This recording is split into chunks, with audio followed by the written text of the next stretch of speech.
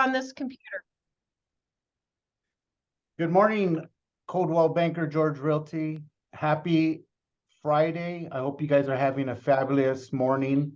I want to thank you guys for attending today's training. Originally, I had a more intensive training for Zip Forms, but unfortunately, Zip Forms is having some technical issues. So we're going to go ahead and do this initial training, and we're going to go through the process of getting your documents prepared for e-signing. However, we are going to have an additional training to go more in depth because I believe some of the functions are not going to be fully functional today. But nonetheless, we're going to go over it today. I'm going to explain to you how it can make your life easier and faster and for your clients too. But again, some of the functions will not be working today, so don't be alarmed. And we will go over it again once CAR and Zip Forms resolve those issues, okay? All right. And also, Michelle is going to go over some things as well as Anna. All right, let's go ahead and get started. So broker edition access. Take advantage of access to broker edition and utilize its feature it has to offer. CBGR pays a hefty premium to provide our agents with this tool. Not every brokerage has the ability and the access to Zip Forms Broker Edition. It has a lot of cool features. We're going to go over some of them today, but Coldwell Banker George Realty does pay for this on your behalf. You do not have to pay for it, so you might as well utilize it. A lot of agents are not using the Broker Edition, and I really urge them to do so. I'm only going to train on Broker Edition, okay? So work smarter, not harder. Like I said, Zip Forms is currently having some technical glitches. Last week, I was able to maneuver through some forms and get them signed accurately and quickly. Since then, they've shut down a lot of the features because they're trying to fix the glitches.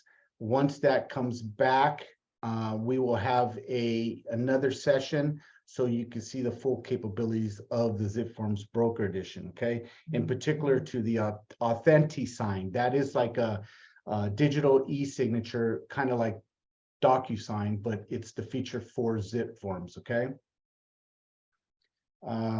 So this is an intro class. We'll be going over the basics of writing an offer on Zip Forms, utilizing the proper broker edition of Zip Forms, and why agents should use this edition. CBGR templates are also created on this for agents.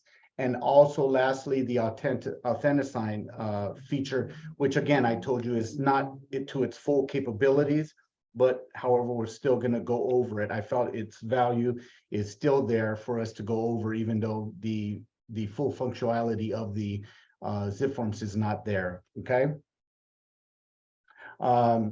Upcoming future Zip Form classes. So again, once we get notified from CAR and Zip Forms that all the technical issues have been resolved, Anna and I were on the phone with them, I believe, on Wednesday evening. They do not have an ETA or time frame as to when this will be resolved, but we're hoping it'll be sooner rather than later. And then once we have that notification, we'll schedule another class to be so we can utilize the full functionality of Zip Forms, okay? In addition to that, we had a very good success on our hands-on training. So we're going to have 2 additional hands-on training. One hands-on training is going to go over the Zip Forms. So we're going to have an additional class virtually for Zip Forms Plus Broker Edition once the full functionality is restored. And then in addition to that, we're also going to do a hands-on training. So we encourage the agents to come in, bring their laptops, and they're actually going to write offers, write listings on the spot, and utilize the functions and the capabilities for the Broker Edition, okay? That's probably going to be like in March or April, late March or April. Okay, after this session, I'm going to hand it over to to your transaction coordinator so she can go over some forms that that are very important that can hold up your transaction. And if you get these forms in the beginning of your transactions, it will make your transaction that much more smoother. Okay. In addition to that, lastly, I'll hand it over to Michelle, and she's going to go over the RPA. She's not going to go in depth, but she's going to go over it briefly, and then we'll have the schedule that hands-on training. Okay. All right. That's it for the Zip Forms Broker Edition presentation, but I'm going to dive into the actual software right now. As you can tell, I keep all my favorites up here. I constantly see agents trying to go in here and type in their domain to go into the software. But if you keep it up here in your favorites, you just click on it and you go right into it. I have mine on autosave, which it makes it easier. Just let me click on that. Make sure you're doing the broker edition, okay?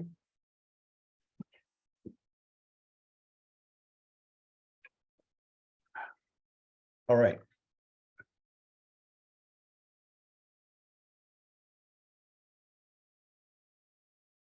So this is your dashboard right here, and it has a bunch of tabs up here. Today, we're going to briefly go over writing a purchase contract. So we're representing the buyer, okay? So we're going to go ahead and click new right here, okay? You're clicking a new transaction, okay? And I'm going to click on that, and we're going to be doing a purchase contract, okay? So this is where the little dollar sign is, okay? If you were doing a listing, you would click here, a lease listing right here, okay? The address, actually, let me just do something really quick because this is the same template. I'm going to delete this one.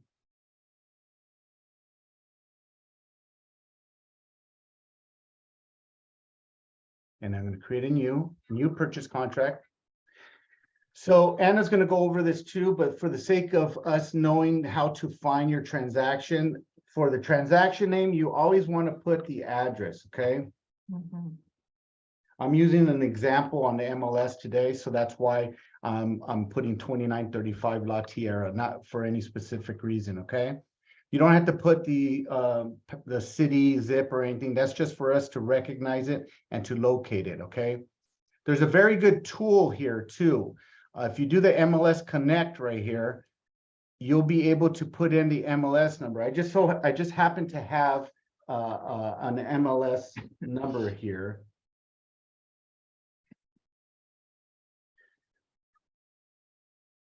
And you find it. Could not be found. Let me see why. Maybe I did it wrong. 230 3823. There it goes. You see how it found it?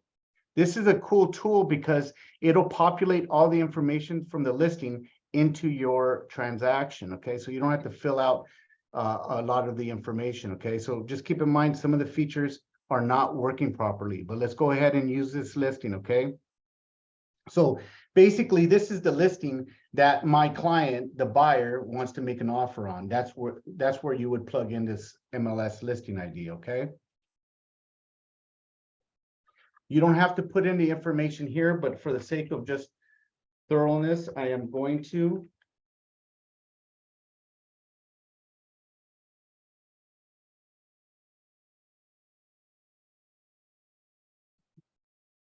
$9107. Okay, and here you do, it's a residential purchase, right? And then here's why, one of the main reasons why we want you to use Broker Edition. How many agents out there don't know which forms to use, or if there's a lot of guesswork, especially the new to business agents, which forms do we need to use to write up an offer? Well, there's a simple solution. If you use the Broker Edition, which is what we're trying to push every agent to do so, you would choose My Templates right here. Okay, if you click on that, you're going to see a long list of different transactions, commercial transactions, commercial listing, commercial purchase, lease applications, income purchase. So we're going to look for a residential purchase, which is right here. Okay, you click on that and then you go save. Now it's creating a transaction. Okay, give it some time.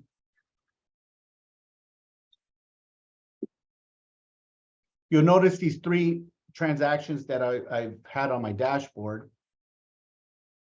It's going to add another one. So now you're going to come to this screen, okay? And from here, we want you to go to your documents, okay? Because now you created a transaction. Now you need some documents. But I want to show you something. You see all this information here? Lot number, the city, zip code, your parcel number. It automatically populated a lot of this information straight from the MLS. So you don't have to look for it, do some guesswork or additional, research. It's all done there from, it gathered all that information straight from the MLS, okay? So now we're going to go to documents. So you see all the list of documents that are required or that you potentially are going to be needing. So that's the beauty of using the broker edition, is that it takes all the guesswork out. Here is a list of all the potential documents or required documents that you will need. Okay.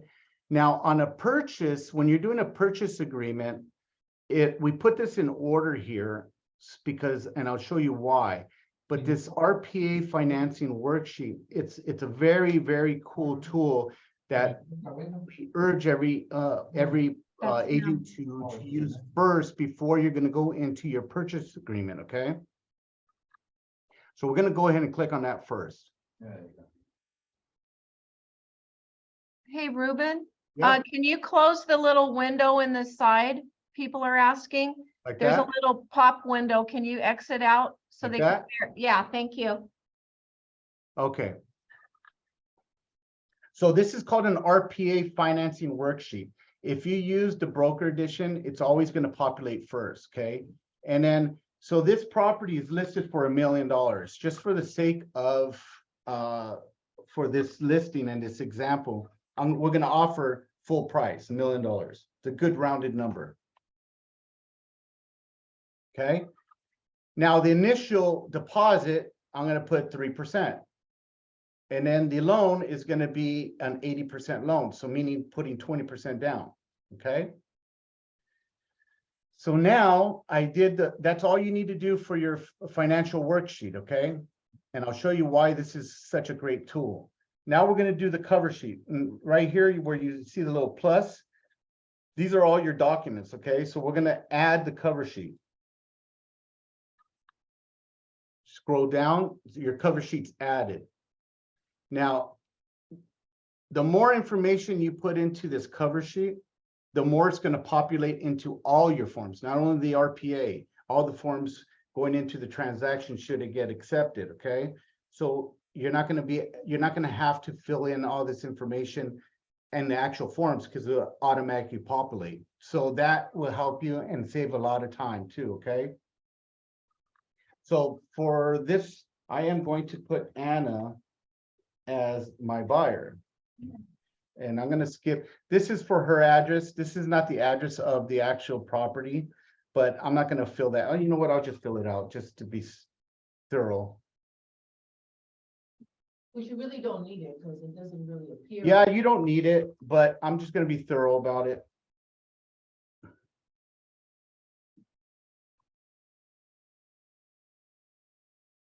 So you don't need the business phone, all that other stuff, but just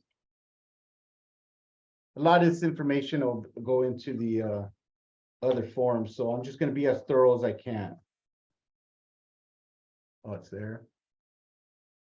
Okay, if there's a buyer too, for this sake, I'm not going to put a buyer too, but you know what, I will do it because I want to show you another. And let's put the same address.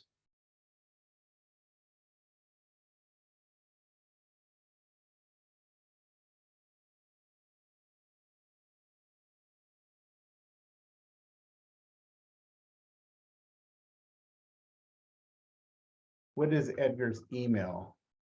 Oh, it's right there, okay. So there's a reason why I put two buyers. I want to show you after for the e-signature.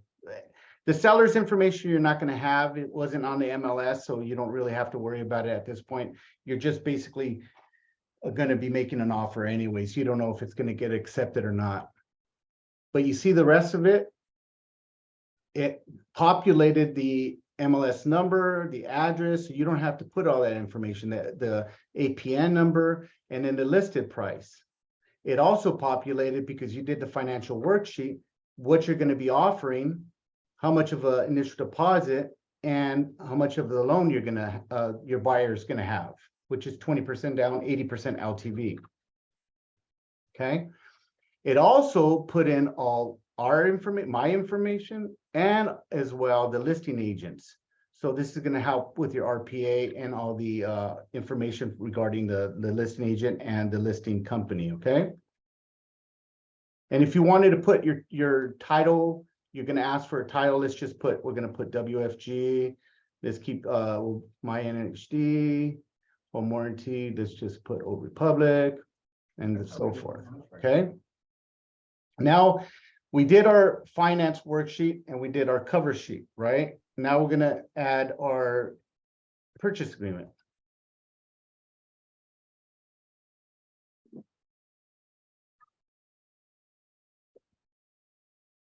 All right. All your disclosures are fully inputted.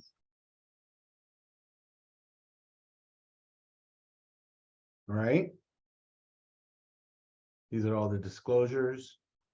Obviously, we don't have the seller's name, but you see how it has the listing information right there, the brokerage and the listing agent. The only thing it doesn't do is the date, but let's just put the date. It has the APN number. There's the buyers. So there's a little bit of work you have to do, but you see how it populated all that? There's a purchase price of $1 million, the initial deposit, and then there's your loan amount. Okay. So I'm not going to go into depth with all this grid right here. I just wanted to show you how you use the broker edition and how it would benefit with you filling in all this information. You see all the check marks of all the documents you need. So you don't have to go search for the documents that are required because it's automatically going to import it if you use the broker edition. Okay. If you go all the way to the end.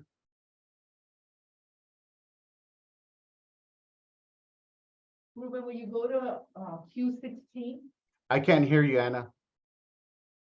Will you go to Q16? I think that's page 2 or 3. Say that one more time, Anna. Q16, It's page 3. page 3. Okay. You want to discuss that? Yeah, I just wanted to point it out to them. Page 3, you said? Yes, Q16. Towards the bottom, yeah, Q16. page 3. This one? Yeah. Do you see how automatically it shows already the compliance fee and it shows the fee and who's paying for it? So if you're using the template, you don't have to worry about typing all that information. It automatically will appear. That's all I wanted to say.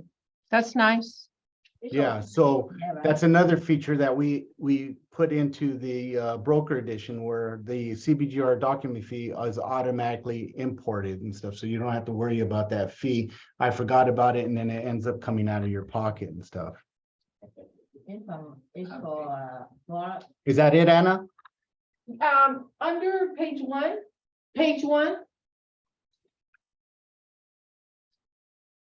Yep. Did it mark that who the selling agent, who they represented, did all that get? Oh, okay, so, all Oh, right, nice. okay, it did, Yeah. it populated, okay, yes. Yeah, everything gets populated. I mean, it does about 95% of the work for you. So you still have to review it, do your due diligence, but for the most part, it does all of the work for you. So, I mean, we just created our PA pretty quickly, And that's the beauty of using the broker edition. And accuracy, you have all the forms that you need. I just want to go to the very end, because it's like 16 pages for the RPA. So it populates all the information. You can see all the more information you put, and you're grabbing the information from the MLS, so you don't have to worry about the communication as well, which is a big factor, right, Anna? Because a lot of people miss that. Mm-hmm. Yeah, and then on this page here, Designated. it automatically populates the email address, because if you forget to populate either your email address or the other agent, you're gonna have to do another form called PDA. And so this is really nice because you don't even have to worry about that. And you need to check the box, designated electronic delivery email above. Yeah, there you go. Mm-hmm. Yeah, so you do have to review it and do a little bit of work, but for the most part, I would say 95% of the work gets done. So by doing it this way, it eliminates you having to do additional forms. Is that accurate, Anna? Yes. Yes. Mhm. All right, and then you have all the rest of your forms that you need. There's your fair appraisal, the CCPA, and so forth, okay? So now we have it ready to sign, right? This is the good part. This is the fun part. This is where they're having glitches, but we're gonna go ahead and try to attempt it, okay? So from this little section here is where you're gonna click on what you want to send to be signed, which I don't need this. And I don't need that. I just need the RPA. And remember, the RPA, if you use broker edition, will have all the other disclosures as well, okay? So we're gonna go ahead and do that. You're gonna click prepare for signing right up here, okay? You're gonna use the new AuthentiSign, okay? Not the alternative e-sign service. We're gonna use this. This is ultimately, I believe, gonna be retired. So you might as well just start using the new service, okay? So you click on that. And you could put it in whatever folder you want. For my purpose, I'm just going to put it in the main folder. You can create a folder, archive it, whichever you want. But when it comes back fully executed, it's going to be in our main folder. So now I'm creating it.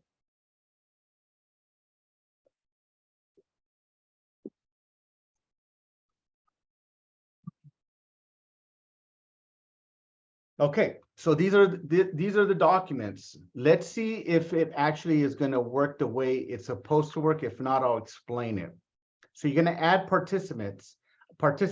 I always add from the transaction. Okay, you can add yourself, new, or from your contacts, but I always do it from the transaction, because in reality, that's the only signatures you need is the people that are on the contract, right?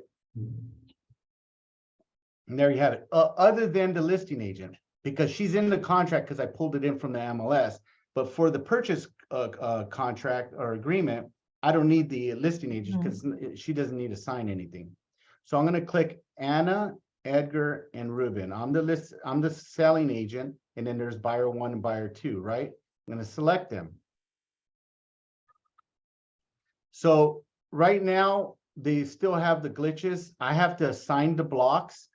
But when they do resolve the issues, the signing blocks and initial blocks will automatically populate into these documents. So you won't have to actually place them on manually. And I'll show you exactly what I'm talking about. So we're going to go ahead and assign signature box. All right, and then if you wanted to change the order, right now I have Anna as the first buyer, Edgar as the second buyer, and then myself, right? I want to sign it first and send it to them with my signatures, okay? So I'm going to go ahead and click on that, and then I'm going to grab myself right here, and I'm going to put right up there. So I'm going to be the first signer. This is important to know. The documents are going to go to the signees in order that you put them, okay? So basically it's going to come to me. Once I sign, it's going to go to Anna. Once Anna signs, it'll go to Edgar, okay? If I don't sign it, Anna will not get it. Yeah. So that's important to know. So if you let your buyers, if I let Edgar and Anna know that I sent them something to be signed, and Edgar's waiting for it, but Anna hasn't signed, that means Edgar's not gonna get it until Anna signs. So just know that, okay? All right, so then we're gonna click on next, okay? I already set my signing, the mapping for our signing, okay? I'm gonna go next. So usually this will not populate, this red notice here, and it would automatically populate. So basically, over here, it would have a signature for Anna, a place for Anna to sign, Edgar to sign, and dates. Everything will be automatically filled out. So it's not fully functional today, so it's not going to work. But I still wanted to go ahead and have this initial class. But this is a good class to have because in the event that ZipForms is having technical issues and it's not populating automatically, this is how you resolve it. So this is a perfect class in the event that it's not working properly, which probably going to happen periodically and stuff. So what we would do is we would grab this sign here, put it right where Anna is at, move the date over, right? And then you don't have to do all of Anna's and come back and do all of Edgar's and come back and do all of Ruben's. What you can do, which I think is easier, is just go here, put Toggle. Edgar, Yeah. sign here. Now, see the little dots, the little dotted line? Make sure you put them a little bit above or on the other line, just so that they don't overlap signatures, okay? And then again, since I'm on this page, might as well just grab mine too. Change color. Move it over. Oh, good observation. So the way this page looks is how it's going to automatically populate in the future once they resolve all the glitches, okay? But for the sake of, in the event that something is happening with ZipForms not functioning properly, this is the alternative, okay? So again, we'll just go to this one over here. I'm going to go to Anna. I'll do a little quicker since everybody gets the idea. Every time you drop a signature, it's going to drop a date. You just move it right over, okay? And then this is, so we're not going to put her, so we're going to just do Edgar.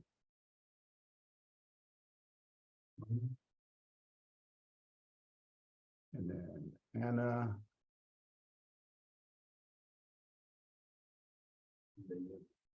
And then Ruben. I'm not going to do all the pages, just so you guys get the idea. I just want to go.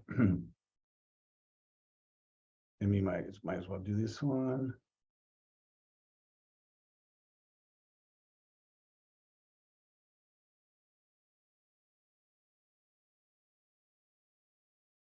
Okay, so now we got initials, right? So now we go to initials. Edgar. Anna. Whoops. And if you did it in error, just delete it. That's it. Oh. I'll do it again. So I clicked on that on accident. Oh, wow. Just click on it and then delete it. That's it. No biggie. And so again, if you click on the button without dragging it, it'll just populate into the form. You could just move it. Or I'll do another one. Or you can grab it and move it, which I like to do. All right. You guys get the idea, right? You Yeah. just keep going, keep going. Now, keep in mind, you're going to run into pages like this. Let me get to it. So again, eventually, you see where it has 1 initial, 2 initial, and 3 initial. This page has 3 initials. When this is operating properly, it's going to automatically populate exactly where the sellers need to sign and the buyers need to sign and where the agents need to sign. So you don't have to worry about it. It takes all the guesswork out of it. But when it's not working properly, that's where you have to put a little bit of thought into it. And then you would have to put initials where you need to put initials. Let's just do that. Ruben, Yes. so when it starts working, when it's finally gonna be working, so the that where it says signing tool is not gonna appear because it's gonna be fully automatic by Yes. the form, right? That is correct. So, so when when the glitches are resolved, you will not have to do this. It will automatically do it. I mean, I'm wasting like a good 5 minutes doing this. It's tedious. Mhm. You will not have to do that, okay? So I'm gonna leave it like that. You know, you get the idea, right? Here, I'll just do this page because it's a little bit more. Let's see, Ruben, let's put myself right here, move the date over here, and let's leave it like that, okay? And then we're gonna click on next, okay? The expiration, okay? These documents are gonna expire, so make sure you let them know that you're sending it to them and to execute it as fast as possible. This date, you can just click on it and set a date. So I am going to set the expiration to be, it says April, that's way too long. Today's the 3rd, I need it by the 6th, right? And reminders every day. Hopefully they sign the same day. They want to make the offer and get it accepted, but for the sake of a reminder, in case they don't sign it, just put every day. You could put a time. Ruben, it's me, Ruben, it's me, Paul. If Yes. if it does expire, you could renew that, I guess, date. Let's say they want to sign it the day after it expired, right? You could change that and resend it to them because it's all still saved information. Yes, you're just gonna have to change the date, I believe, but it will, the transaction will be saved in your zip forms file, Okay, got it. Thank you. okay? But they're making an offer to try to, you know, get it accepted and you know, buy a home. So I don't see why they would wait 2, 3, or 4 days. That could be the difference of it being sold under them. So, you know, you just want to make sure that they get it signed. Or you might have a wrong email or something like that, you know? So we're gonna send it, okay? That is it. Anna, are you by a computer? We're hoping now. Actually, I sent it to myself Yeah, first. Let you me go need to back sign to it my first. email, okay? Yeah. But I would would have have to log out. I don't. That's okay, you don't have to. They get the idea. if you So want. you see, You I can sign sent it, right? Yeah, Anna, you you didn't sign get it actually anyways, because I have to sign it first. Yeah. So here is, it sent me that I, Ruben Perez, sent Ruben Perez a document to sign. So this is what your clients and Mhm. yourself are gonna get, okay? You can send it to your clients first and sign it last. It's up to you. This is how easy your clients have to sign. So if you have people that are not they don't know technology very well or anything like that, it's so easy. I accept, right? And I start. Click there, click there, click there. I'm done. That's it. Yep. You could print it or download it here, but as an agent, as a buyer signs it, excuse me, I would recommend them printing it. They have a copy. But as you and as an agent, you don't need to. You're gonna have it in your file, okay? So that is it for that. Anna, I don't know if you have so I got another email saying that the signing's updated, that I signed. So every time someone signs, you as an agent are gonna get updated saying Anna signed, Edgar signed, and then congratulations, you got a fully executed purchase agreement, okay? That fully executed purchase agreement will end up replacing your unexecuted forms or documents in your zip forms. So you will have your fully executed contract in your zip forms. Anna, you can be on camera. I'm gonna switch it towards you. Do we have any questions so far?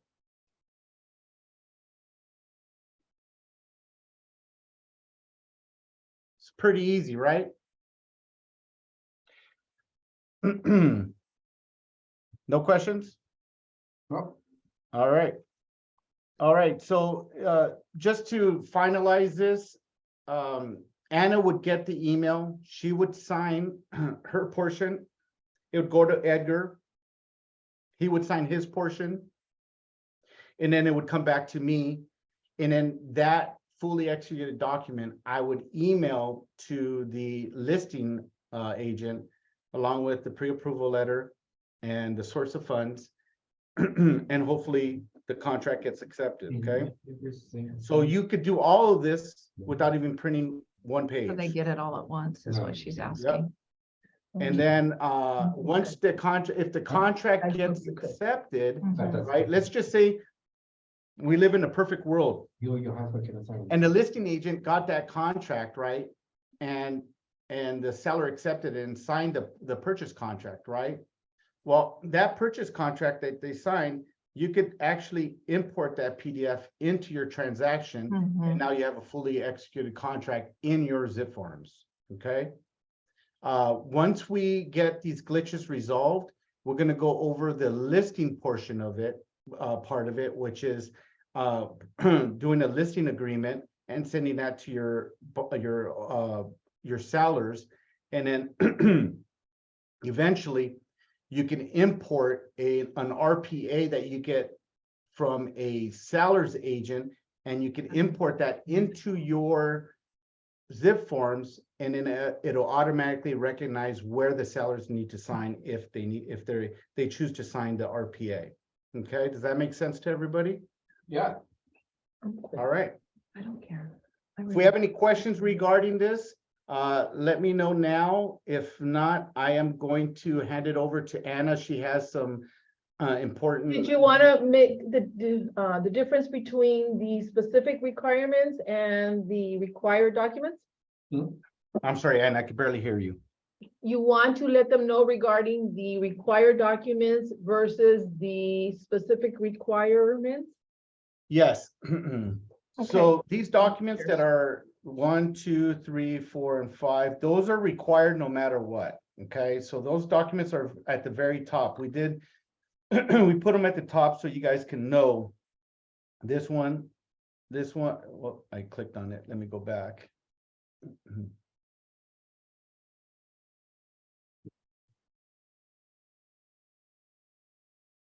who does this? Something happened here. Oh, there we go. Here, up here?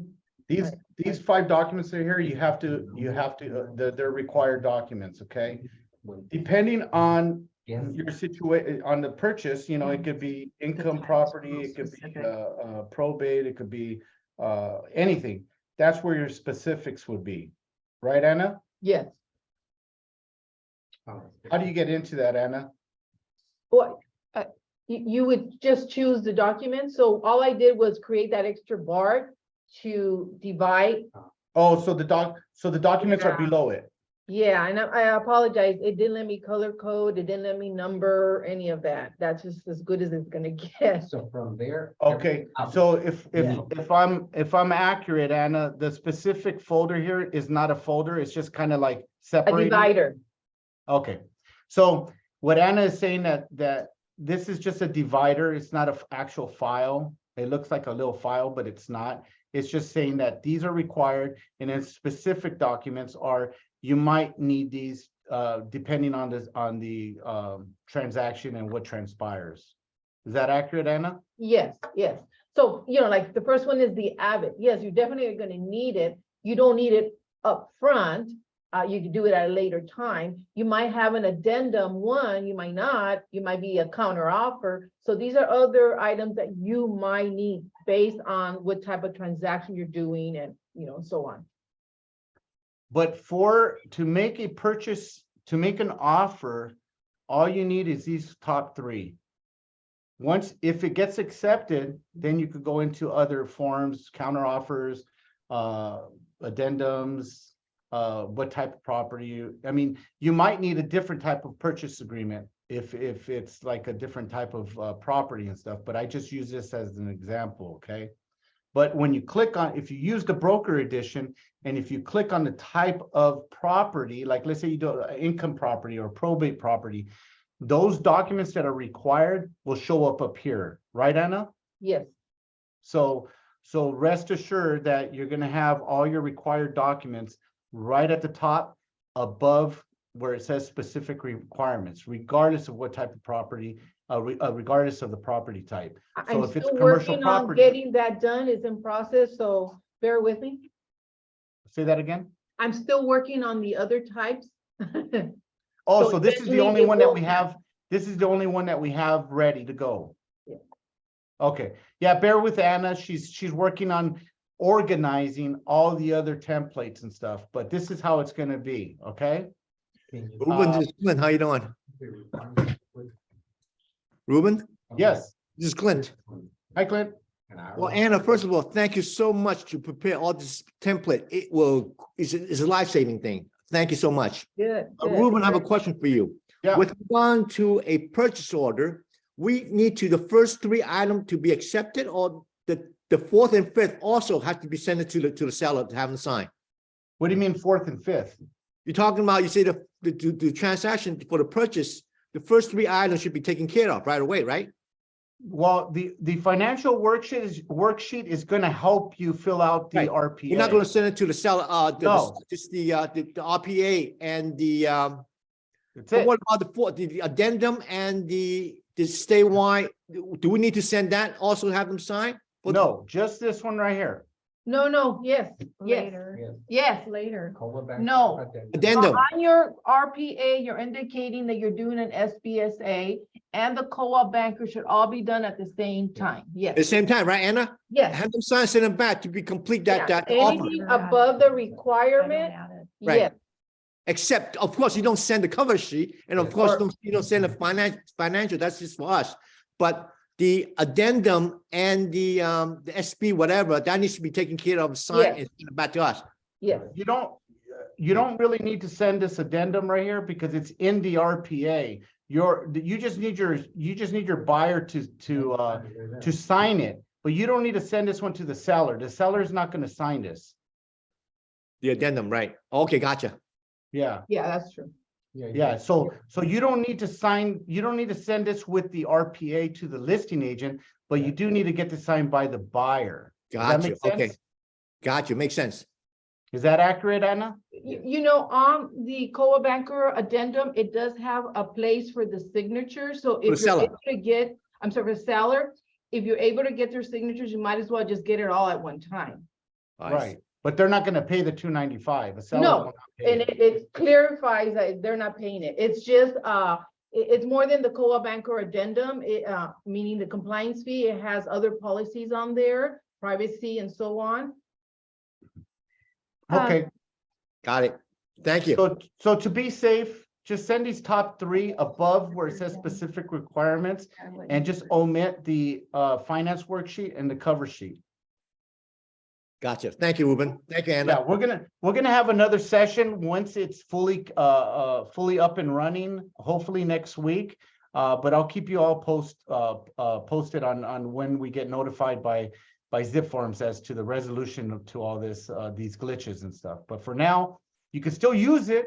You just have to, drag the signature boxes, but forget about printing, just make life easier for you and your clients. Send it to get e-signed. It comes back fully executed. Then you send that off to the listing agent and stuff. The next session also is going to go over the other side, which is the listing agreement part. Okay. Well, Anna, thank you so much for all this hard work. This is great stuff. Well, don't leave yet because we still have Anna to talk really quick. And then I'm not also- gonna talk today. I don't think there's time, so. You don't want to go over it? No, I don't want to hold them beyond what we told them, so I'll let Anna talk and then we can catch up another time. All right, we'll go over the RPA when we do the hands-on training. I'm gonna send out an email for that date. So any agent that wants to fine tune their offer writing, we're gonna do it on hands. It will be available via Zoom too as well, but obviously you get more benefit being here and actually writing it up. But I'm gonna hand it over to Anna so she can go over some things that she wants to go over regarding some upfront documents. Anna, Good morning and happy Friday to everybody you again. can share your screen too. Yeah, I'm gonna Michelle's grab gonna do it. it for me. Yeah. Yeah. Okay. I wanted to discuss the seller's disclosures. And if you could please hold your questions to the end so we could go more quick on it, that'll be wonderful. My old boss would always tell me, get them signed during the honeymoon stage instead of after the divorce, because it's really hard to get signatures after the fact. So, Why have the disclosures ready? The listing agent will avoid going out there and getting signatures back and forth between, you know, you and the seller and so on. It'll expedite sending the actual disclosures, seller's disclosures to the selling agent once you get an offer. It'll avoid delays in releasing your commission check upon receiving the closing package if we have everything we need. A lot of agents question, is an avid really needed and should be done at the time of the listing? Yes, get it all done. You're there, you might as well get it done. A lot of times when you're submitting the information over to Denise, to the listing coordinator, you fail to give her the property profile that needs to be provided to her. The CMA, you need to provide that page with all the comparables, and it should be signed by the seller that they actually have seen the comparables. That's something that we require in our actual file. If it's a trust, you got to remember you need to do the TA and the RCSD. Also, if it's a trust on the FERPTA, you need to select trust and not individual transferors. And that's on section 3 of the FERPTA. The other thing is, you, as the agent, you need to verify that everything has been completed before you submit it to the listing coordinator. Client signatures, initials were all obtained on the disclosures. All questions have been answered on the disclosures. For example, the TDS, if you answer yes, you must have an explanation, and that a lot of times doesn't happen. And what happens is when you send the information to the other agent, they reject it and you have to get it anyway. So you might as well do it right at the beginning. All pages have been dated, top page next to the signatures. You'd be surprised, some of these TCs or other agents are very particular. You think I'm bad, some are worse. You mark all applicable boxes on the disclosures. For instance, the TDS, seller is or is not occupying the property. There's a section where it's substitute of disclosures. You need to select one of them. Normally, the third one is normally, I see 95% of the time, but one of them must be selected. Other items that you could handle while you're at the listing site is the city report. You could contact the city or contact one of your escrow companies and confirm, what are the city requirements? Is it a report or inspection required on this? And at that point, you could order it. A lot of times I've noticed delays in closing of escrows is because nobody ordered the city report, and it could take 2 weeks or more to be completed by the city. This is paid by the buyer at the time that the city report is ordered, and that's a fee that will not be reimbursed to them, but it has to be done. The other report would be the NHD report in the signature page. You will not be charged until escrow closes, and if for some reason it does not go through, it cancels, the seller will not be responsible for paying the fee for it. We also need to determine if the property is considered a very high fire hazard severity zone to be able to complete the FHDA. So you might as well at that point order it. It takes less than 24 hours sometimes to get that report. The preliminary title report, again, you will not be charged until escrow closes, and if it cancels, nobody's paying anything for it. The last thing, you want to review all liens. There's so many times that some liens have appeared. Maybe people have the same name and somehow something shows under the person's name, or they have liens that they forgot and they have to take care of. All that will cause escrow to hold back and not close. So, you know, by doing all this, you will be ahead of the game. You'll make your life much easier. You don't have to go back and forth and get signatures and so on. So take the time when you are preparing for the listing, prepare all the documents, have them ready, get it all done right then. You know, they're excited, the seller's excited, they want to sell, they're going to sign everything to get you going at that point. Again, it is just much easier for you. Anybody have any questions? Wait, let's get a copy of that. Can we get a copy Yes, of that? you could. I think we have a copy of the FERPTA showing you we're under 3 exemption claim. The one you just explained. Yes, yes. Just to give you an idea where I'm talking about Right here. regarding a trust versus an individual. Exemption claimed. Yeah. And then- Anna, this is Buddy. Yes, With regards to the AVID on one of the forms that that was included on the package. Would it be proper that the AVID is done by the agent probably during the time of showing the property? That saves time for the agents to go back and forth to the property to do his own AVID. you really should have it, but based on, the requirements, all the disclosures, including the AVID, should be turned over to the selling agent within that 7 days after acceptance. So, if anything changes later on, you could do a revision, but really the AVID should be done at the time of the listing. Okay, because what I've noticed with this AVIDs, it's usually done by the agents during the time of physical inspection. No, they, It should the, be- And they usually follow the inspectors, I guess, process. No, that really is done for the, on the selling agent will handle normally doing their AVID at that time, but the listing agent needs to do it at the time of preparing for the listing. Yeah. and if I can say something that, when we had our, the attorney in for our, speaking about this, we should not be doing the AVID during a physical inspection. Ours should be I done agree, yes. completely independent. So, when you're doing your AVID, just do it independently, not following around an inspection. That's what we were advised and that's what we follow.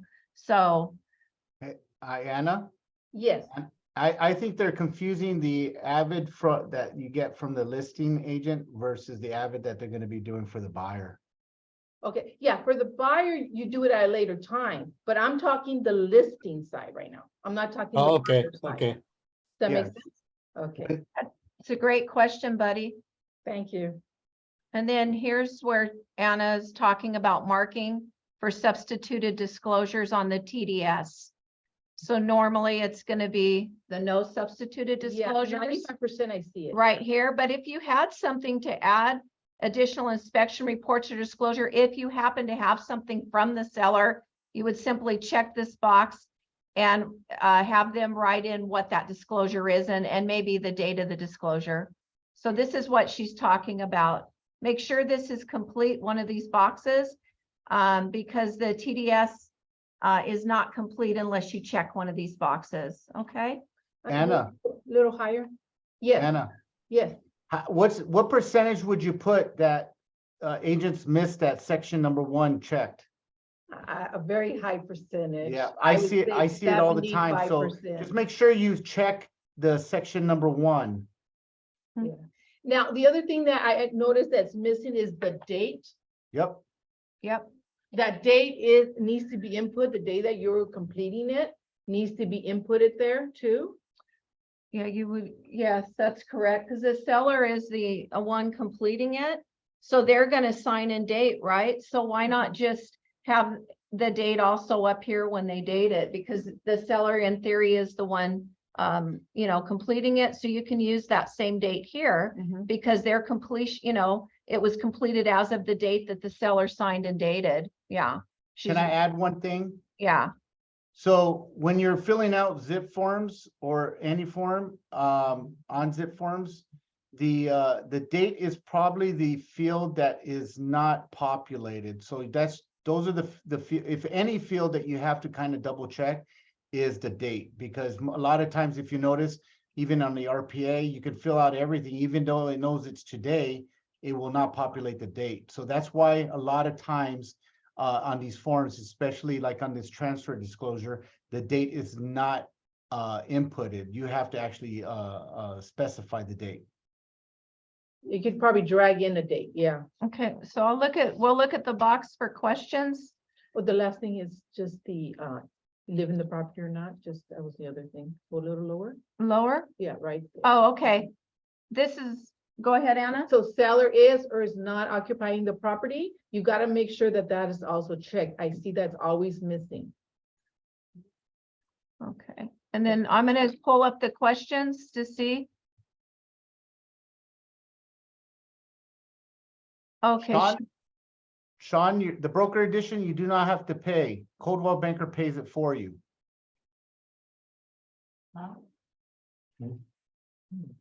You don't pay for this. Thanks.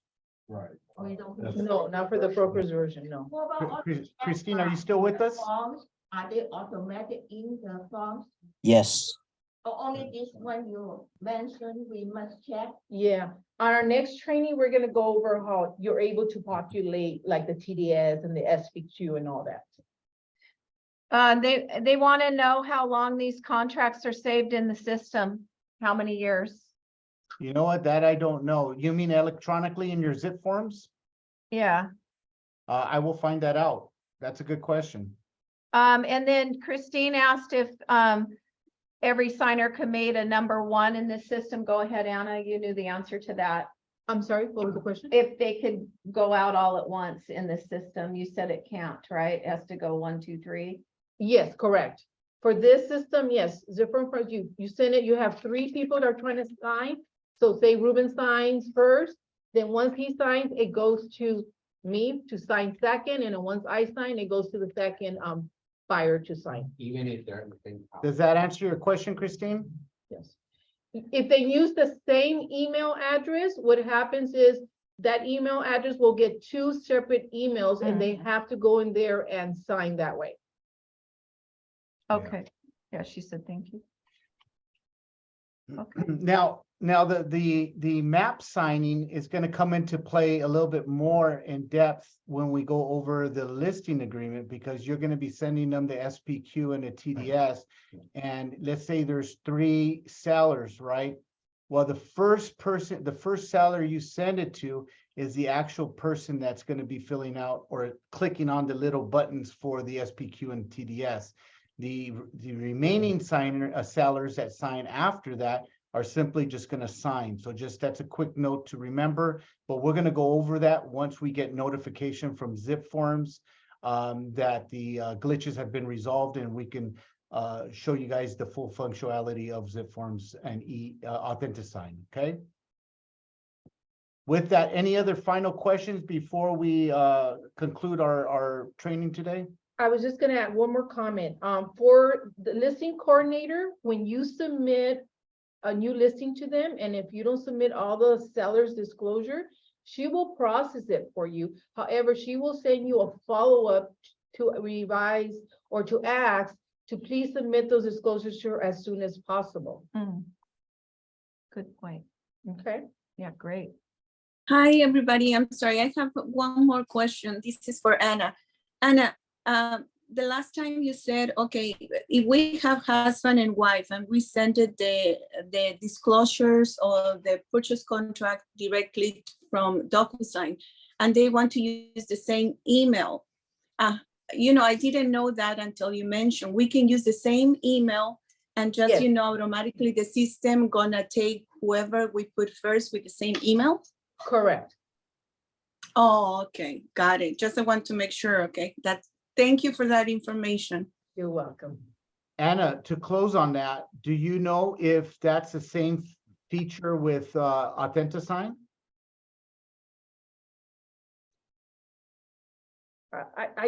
I'm sure it is. I mean, we can Well- confirm, but I'm sure it is. Well, we can play with that and Yeah. we'll confirm with everybody, Yeah. right? Mm-hmm. Okay. All right, any last remaining questions for us? Question, what happens if the buyer, have no email, they're old people, so we have to manually ask them to sign? We What- can't hear the question, so. What happens if the buyer has no email, Yeah. or no computer, then it's a manual process that you have to handle, yes. You But get if- them from but here, if- go visit them. Mhm. If they don't have an email, that's a different case, but if they don't have a computer, they can do it on their phone. They can use their phone, yes, if they're, But if they don't have either, you're gonna need to schedule an appointment to Yeah, visit. Yeah. Yeah. yes, true. When you have these days where if you have a phone and you're, you know, a lot of people are not as technical, but yes. You It might could have a work. phone that has no, Yeah. Yeah, no intelligence. yeah. Mhm. Yeah, Just that's enough true. to call. Flip phone. Hi, Ruben, Jeffrey. Hi, Jeff. Yeah, I have a question for the, for a corporate entity as a buyer. I believe we are able to do that also on authentic sign, right? Yes. For a Yes. corporate. Yes, you can still use Authentisign, but remember, if you're doing a corporation, there's additional forms that you need to include for them to sign. Anna, what are those forms?